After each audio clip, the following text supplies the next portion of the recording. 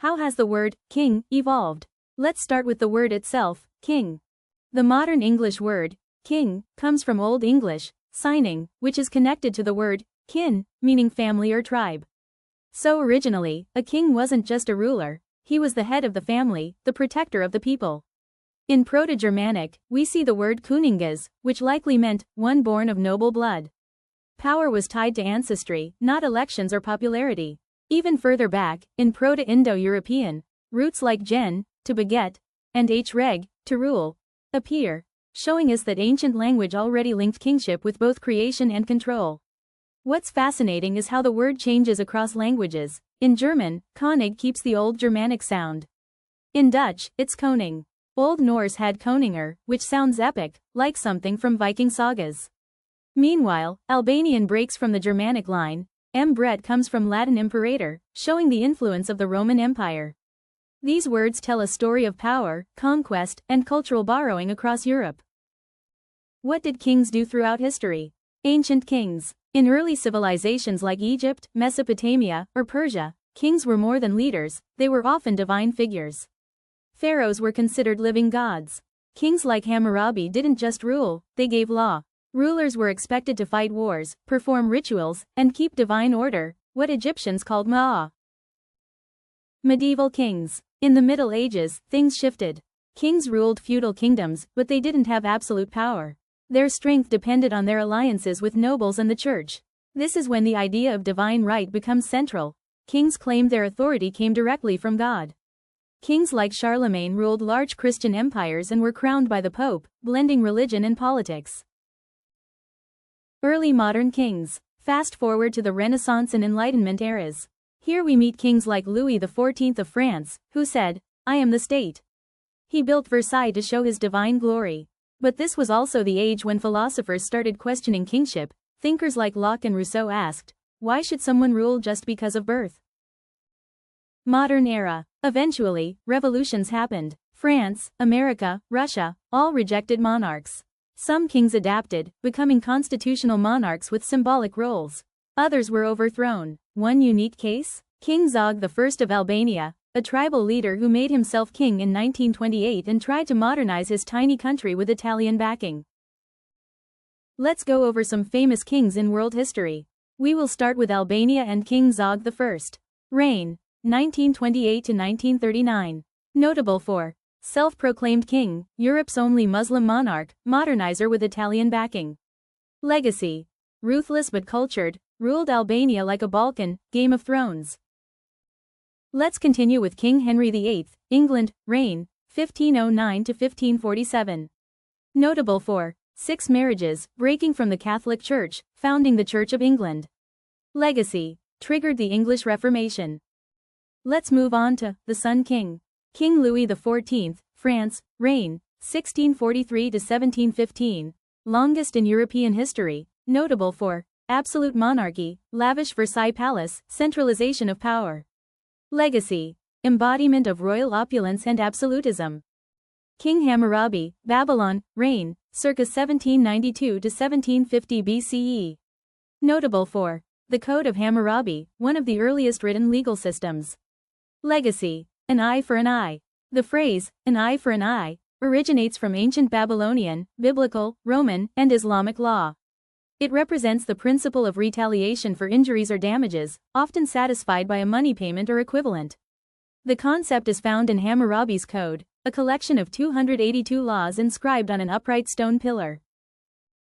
King Charlemagne, Holy Roman Empire, reign, 800 to 814, as emperor, notable for uniting Western Europe under Christianity. Legacy. Father of Europe, laid the foundation for France and Germany. King Solomon, Israel, reign, circa 970 to 931 BCE. Notable for wisdom, wealth, building the first temple in Jerusalem.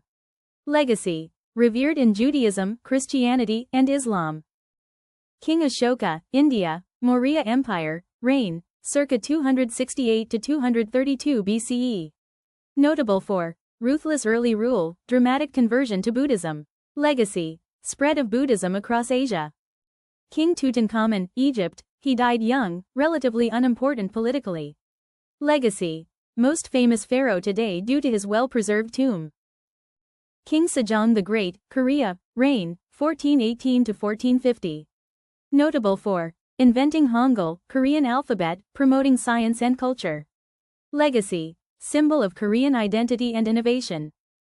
King Friedrich II, Frederick the Great, Prussia, Germany, reign, 1740 to 1786.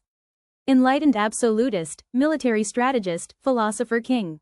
Legacy, made Prussia a major European power.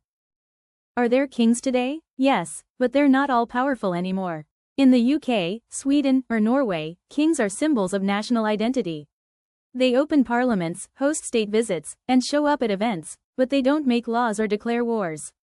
In countries like Saudi Arabia or Morocco, kings still hold real power. They lead governments and control policy. But whether symbolic or powerful, today's kings are expected to be diplomatic, professional, and unifying. Let's take a moment to reflect on how the values associated with kingship, and monarchy more broadly, have shifted over time. In the past, kings were seen as divinely appointed rulers. Their authority came from God, not from people or laws. The idea was, a king was chosen by heaven to lead, and that made him unquestionable. Back then, kings were born to lead armies, to conquer, to protect the land. They held absolute control, and their word was law. People were not citizens, they were subjects. Obedience was expected. Kings often stood above the law, immune to justice.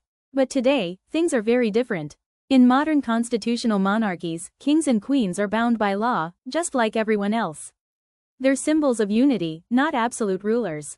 Instead of divine right, they must be accepted by a constitution. Rather than command armies, they are expected to represent the people, all of them, not just a noble class. Their roles are ceremonial, with real power resting in democratic institutions. Today's citizens demand transparency and accountability. And yes, even monarchs are subject to the law. So, in a sense, modern kings are no longer warriors or lawmakers. They're more like ambassadors of tradition, guardians of culture, symbols of national identity, and representatives of continuity in a fast-changing world. They're expected to inspire, not rule. You might ask yourself, is that enough to justify their place in the modern world? That's a question every society answers in its own way, but one thing is clear. The crown now rests lighter, but perhaps with more meaning than ever.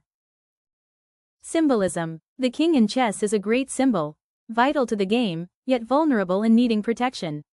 Just like real kings, who often needed guards, alliances, and strategy. Playing cards. Kings in cards came from medieval French decks. The King of Hearts is often said to represent Charlemagne. Religious influence. The three kings or magi in Christianity represent wisdom and diversity, royalty honoring a new king, Jesus.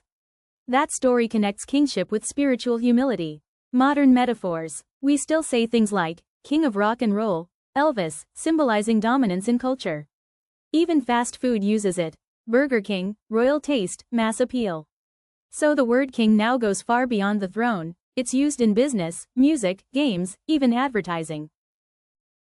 Now, let's look at some metaphors and idioms with the word king. We will start with king of the hill, meaning someone at the top, in business, school, sports, etc.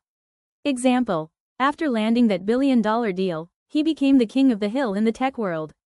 This expression emphasizes the competitive nature of success. It's often used in sports, politics, or business. Another one is cash is king, meaning cash is the most important asset, especially in uncertain times. Example, during a financial crisis, cash is king. You need liquidity to survive. Popular among economists and entrepreneurs. Reminds us that no matter your plans, having money in hand gives you control. Live like a king, meaning to live in great comfort or luxury. Example, in Bali, $50 a night gets you a villa. You can really live like a king. Use this to describe indulgent travel, food, or pampering experiences. The customer is king, meaning customers should be treated with the highest priority in business.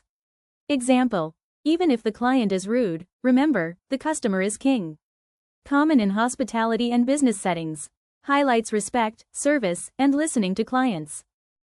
A king's ransom, meaning an extremely high price or sum of money. Example, they're asking a king's ransom for that house by the lake. Often used humorously or critically when things seem overpriced. Uneasy lies the head that wears the crown. Origin. From Shakespeare's Henry IV, Part 2. Meaning. Great responsibility comes with leadership. Example. Being the CEO isn't easy. Uneasy lies the head that wears the crown. This is reflective and poetic. Good for discussing leadership, pressure, or fame. Kingmaker. Meaning. A powerful person who decides who will rise to leadership, without taking power themselves. Example. He's not running for office, but as a donor and strategist, he's a kingmaker. Use in political or business contexts. It refers to influence behind the scenes. Every man is the king of his castle. Meaning. A person controls their home or private life. Example. Don't tell me how to arrange my living room, I'm the king of my castle. Can be playful or assertive. Implies independence at home. To be treated like a king. Meaning. To receive top-level hospitality or attention. Example. At that spa, they treat you like a king from the moment you walk in. Often used in tourism, customer service, or personal experiences. The king is dead, long live the king. Meaning. A traditional phrase acknowledging a ruler's death and the new successor immediately. Example. The founder retired yesterday, the new CEO takes over today. The king is dead, long live the king. Used figuratively for leadership transitions in business or pop culture. Thanks for watching. If you enjoyed this journey into royal history, like this video, follow or subscribe for more. Support us on Ko-Fi to unlock printable PDFs, bonus content, and early access.